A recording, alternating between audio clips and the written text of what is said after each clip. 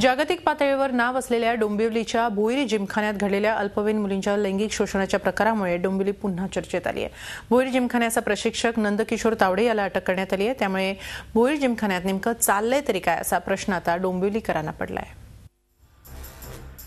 जागतिक स्तरावरती अनेक जिम्नॅस्टिकपटू देणारा डोंबिवलीतला भोईर जिमखाना हा भारतातला अव्वल जिमखाना।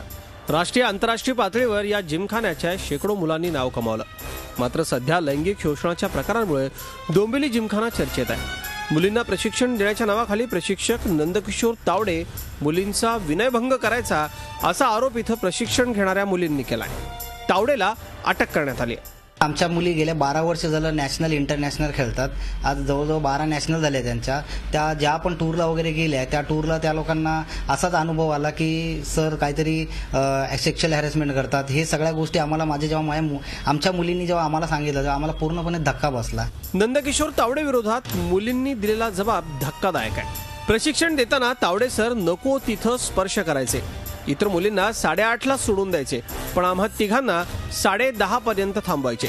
एकदा त्यांनी मला जिमच्या मागे यायला सांगितलं। मी घाबरून गेले। त्यांनी घडलेला प्रकार घरी सांगू नको असं बजावलं। तावडे सर आम्हाला त्यांच्या समोर कपडे बदलायला सांगायचे। आम्ही नकार दिला की नॅशनलला पाठवणार नाही असं बोलायचे। या फील्डमध्ये असं करावंच लागतं असं सांगायचे। एकदा कोलकाता टूरवर त्यांनी एका मुलीच्या रूममध्ये शिरून तिला पॉर्न क्लिप दाखवली। नंदकिशोर तावडे याचा हा प्रकार नवीन नव्हता। याआधी देखील नंदकिशोर तावडे यांनी 5 मुलींचा लैंगिक छळ केल्याचं बोललं जातंय।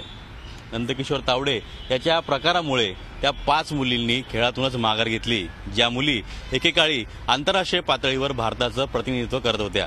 पोलिसांनी नंदकिशोर तावडेला पॉस्को ऍक्ट खाली अटक केली आहे। एका प्रशिक्षकाकडून मुलीला मॉलेस्टेशन करण्याचा एक तक्रार आलेली होती। त्यामध्ये आरोपी अटक आहे। त्याची पीसी घेण्यात आलेली आहे 2दा। भोईर जिमखान्याचे मालक मुकुंद भोईर यांनी मात्र हा बदनामीचा कट असल्याचं म्हटलंय। या प्रकरणात मुकुंद भोईर यांचा मुलगा पवन भोईर यानं अटकपूर्व जामीन घेतलाय। आमच्या जिमखान्यात असा कुठलाही प्रकार कधी झालेला नाही 20 वर्षात, नाही याच्यापुढे कधी होणार नाही याचा मी खंबीरपणे लोकांना गवाही देतो। लैंगिक शोषणाच्या या प्रकारामुळे भोईर जिमखान्यावर डाग लागलाय। पालकांनी आणि पीडित मुलींनी तक्रार मागे घ्यावी यासाठी जिमखान्याकडून आणि काही माजी आमदारांकडून दबाव येत असल्याचीही तक्रार आहे। पण या प्रकारामुळे डोंबिवलीकर मात्र संभ्रमात सापडलेत। अजित मांढरे, झी मीडिया, डोंबिवली। झी 24 तास रहा एक पाऊल पुढे।